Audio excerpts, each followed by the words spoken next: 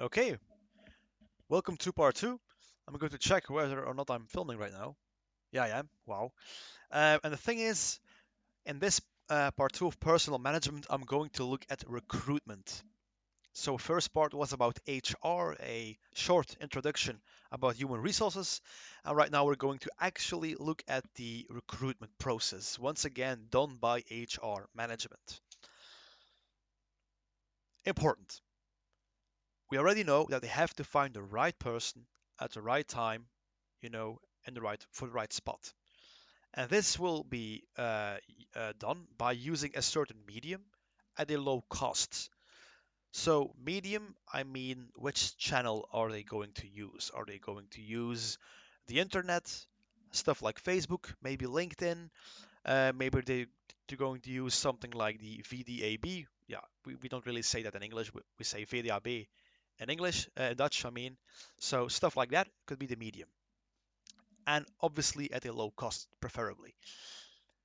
They will use a certain systematic and professional way of working. This sounds like a very difficult line to understand, but systematic means that they will always use the same process for every um, position they're trying to fill in. So if they have a certain procedure, for instance, they could first make a certain profile they need, then they do this, then they do that, then they do this. They have a certain plan. They will always use this plan when they're going to recruit. Obviously, professional, you're not just going um, to a certain street and ask everyone, hey, do you want to join my company? You're not doing that. You're going to use a professional way of work. Okay. Now, the order. First of all, I'm going to drink, so excuse me. You can already read the first line. Um, it's about the demand for a new employee arises. All right. Excuse me. So basically, the demand for a new employee arises. This means maybe Charles is like 66 years old. He's been in the company for decades, and he's like, okay, boss, I think I have had enough. I'm going to retire. And then the boss will be like, okay, Charles, that this means we will need well to replace you. So this is how demand can arise. It could also be the case that we are expanding and we need more employees. Step two is that a profile will be created based on a function analysis. This is just like say that Charles was someone who worked as a software developer. So this means the profile we have to create over here is we're looking for someone with experience with software developing. He has to have a bachelor in, let's see, ICT or something like that. Perhaps you're like, okay, Charles was a very experienced man. Right now, we actually want someone with 10-year experience or more. That could also be the case. Um, so what is the function about? And based on that, you will create a certain profile. That was step two. Step three is the actual application goes public. So this is where the recruitment will start. So the profile you have created will reach the public, and this is how you can find people. Then from the applications, hopefully some people will apply, and you will choose one of them to replace Charles. So a suitable individual will be chosen, and this is the actual selection.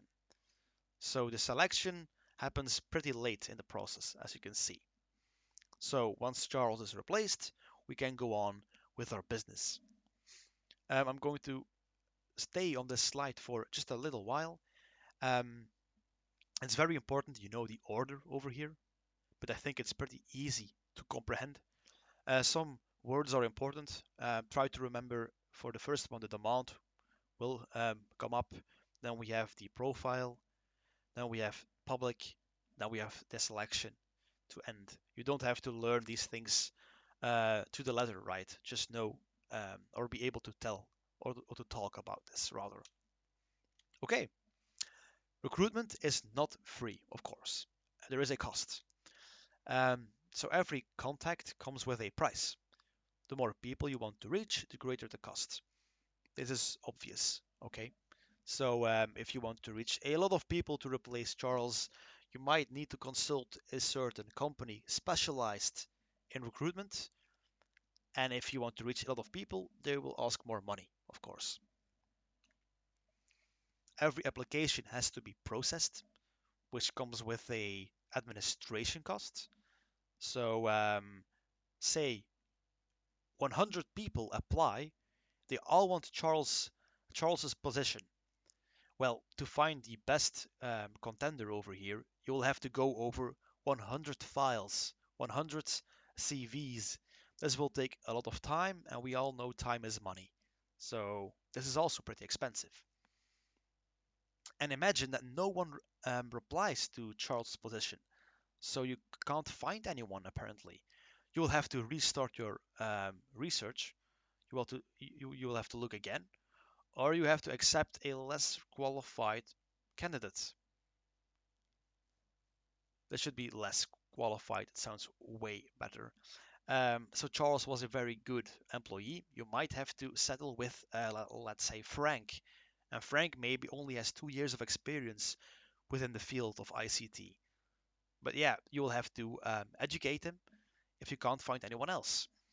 Don't ask me why there is a Dutch line at the end of that.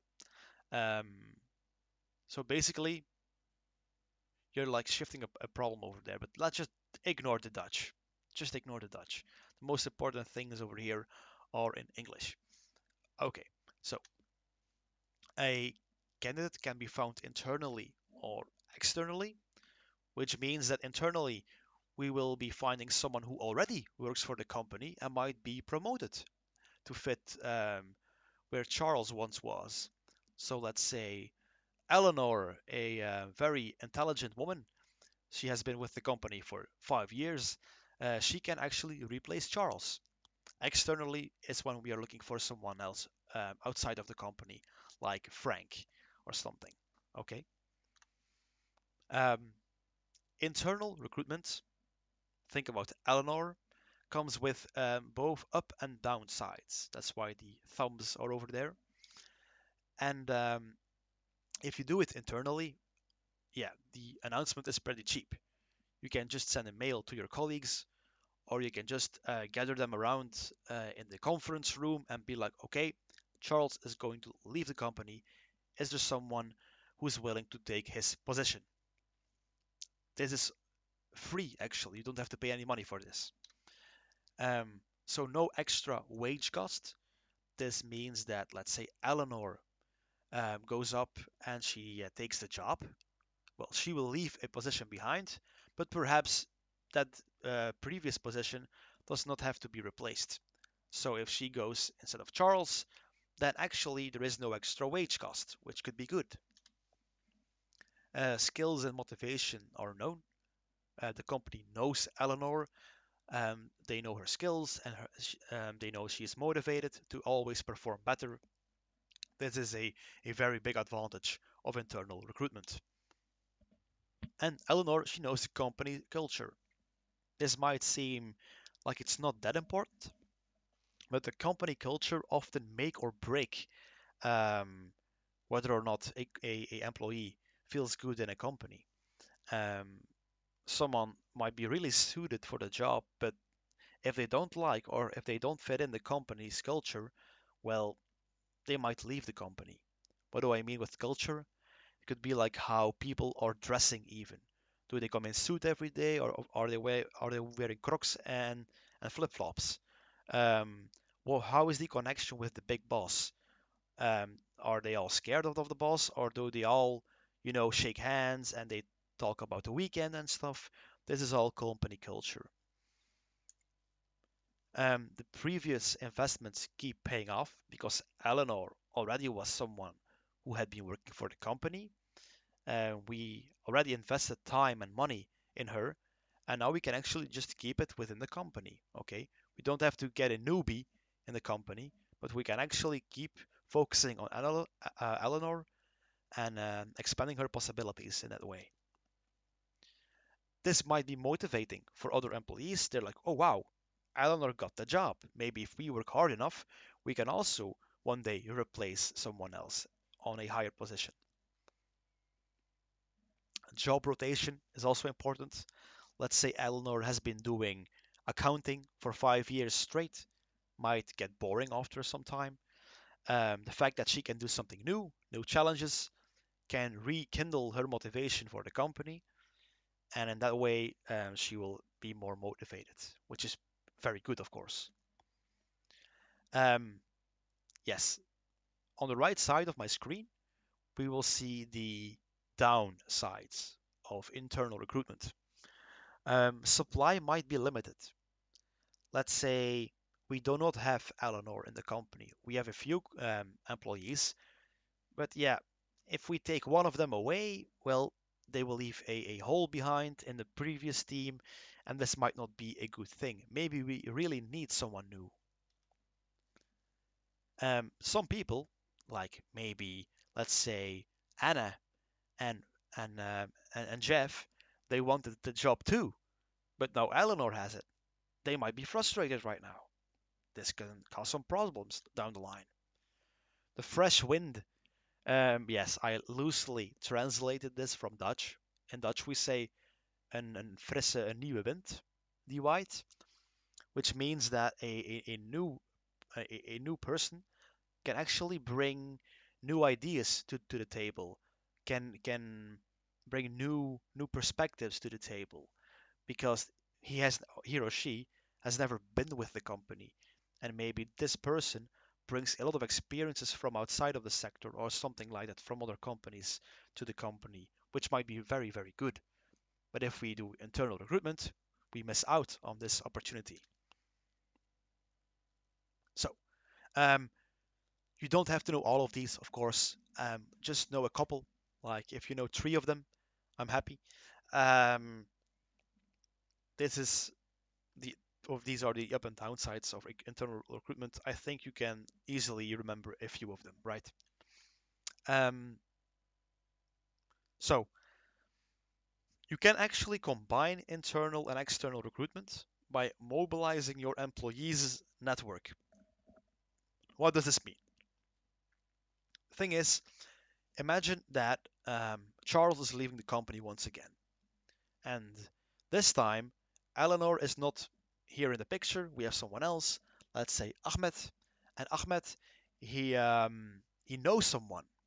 He knows a friend, and this friend of his has a lot of experience in the business. So in this way, you can actually involve Ahmed and his friend. So through a internal contact, you can reach out to a external one. That's a way to combine these two methods.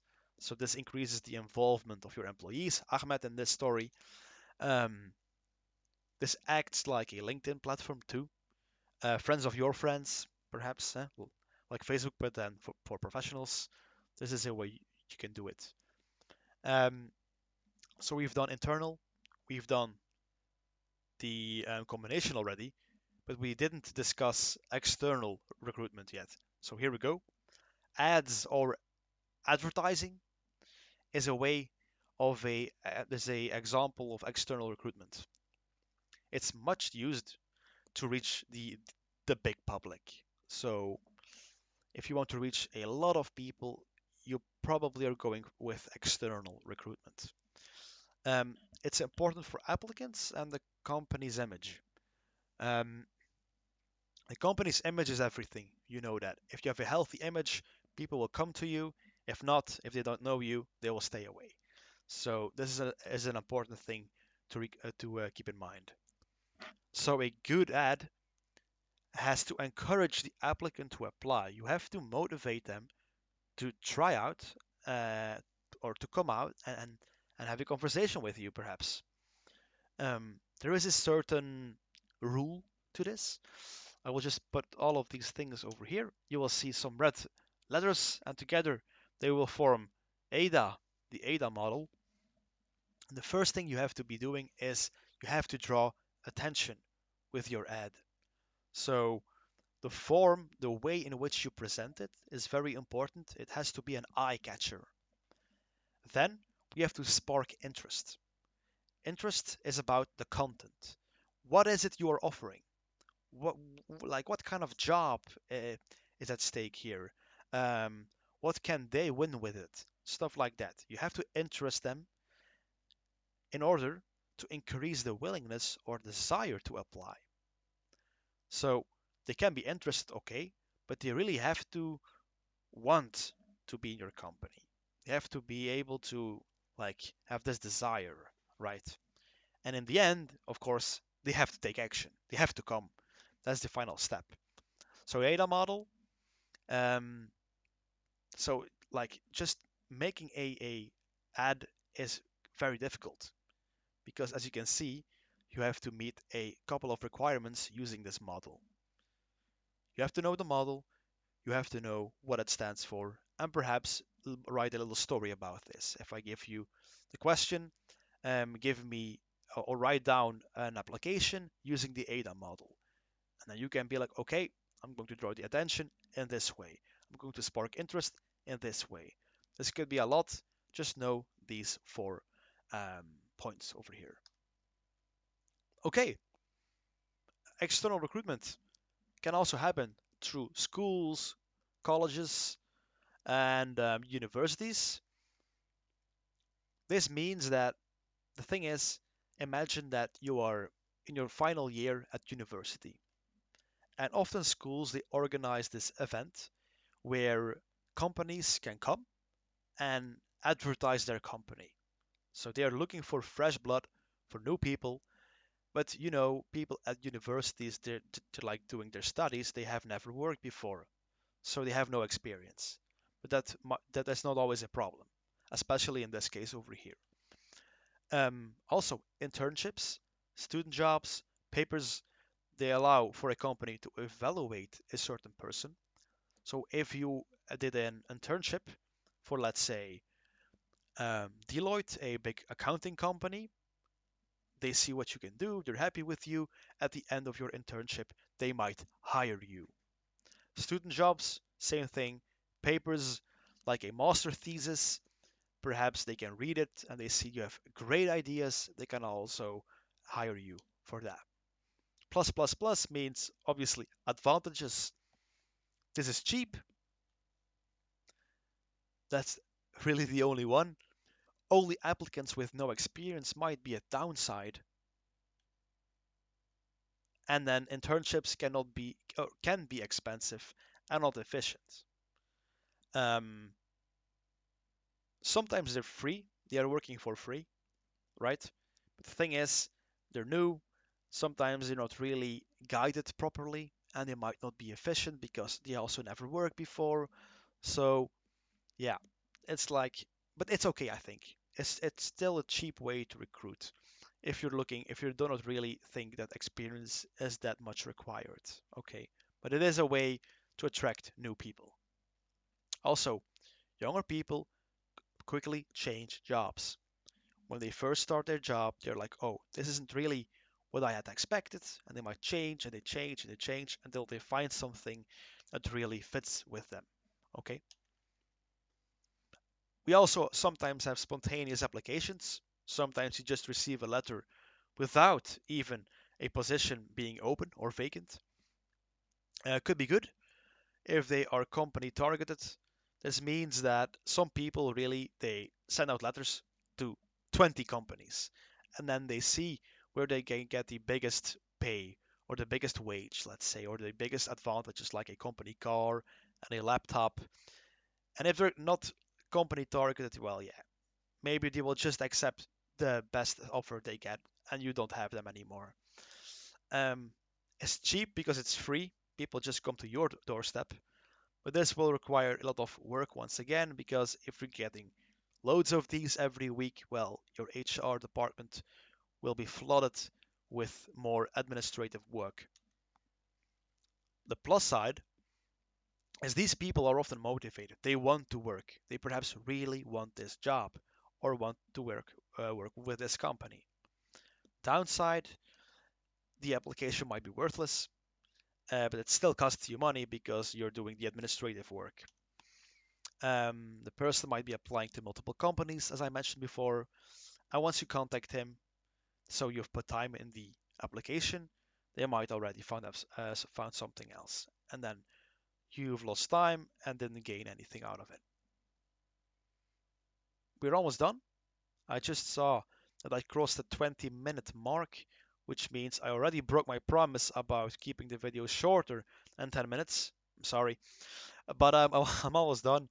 Job conventions, these things are pretty big often. Mm, So, this is once again an event where companies come together and a lot of people who are looking for something new, they are there as well. And yeah, that's it. ISEC might sound a bit unfamiliar to you guys, but this is a organization that is coupled with a lot of like universities and stuff. So they offer um, like external, I mean, internships in the in foreign countries, and they really focus on giving you the experience as if you're working a real job. Um, but yeah, they often also um, hold these events where companies from accounting companies like they come to you and they try to convince you why you should work for them. It's just a job happening actually, a career convention. ISEC is just a an example of these. You don't have to remember this name.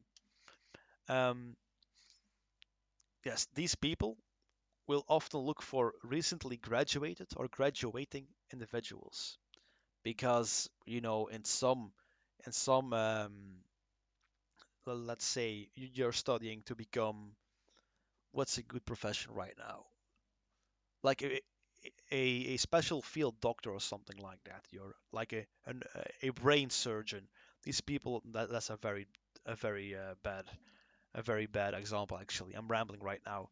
Just know that some companies really want recently graduated individuals. That's the most important thing. And then of course VDAB, we all know this. Companies are obliged actually to expose their search for employees.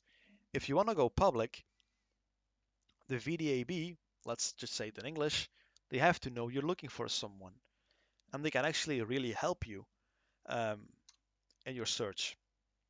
Um, this should be institutions, not institutions. Wow. Like the VDAB, they also provide courses to people. They will train some people, and this will make them suitable for your company. So having a certain connection with the VDAB can be very fruitful. Then the external bureau, these things happen not that often because these are specialized agencies that help you find the most suitable employee. Sometimes it's very difficult to find or to fill in a certain position. Like for Charles, maybe his position was a very difficult one. Um, these bureaus can help you to find someone suitable. So they will take care of the recruitment, they will do the selection, so you don't have to do anything actually. They do everything for you. So this is very helpful. So you can have more time to do something else, but they will often ask a higher charge of fee, so they will ask more money. This is often used by smaller companies. The plus side is they have the expertise, they're professionals regarding recruitment. Um, they have a higher degree of objectivity. They don't know the people, they will just look for the best one, and they have a strong network. Anonymous means that you do not have to go out in the open. If you want to be anonymous, you don't want the people to know you're looking for or to like fill in a certain position, you can do it this way. Downside is of course expensive. Well, they have a lot of clients, a lot of companies are using the bureau, which means that they don't really know your company. So they might pick a individual that doesn't really fit your company. The quality is not guaranteed often, so that's it. Um, Now we can go over to the last one. I'm really trying to stay under the 30-minute mark right now.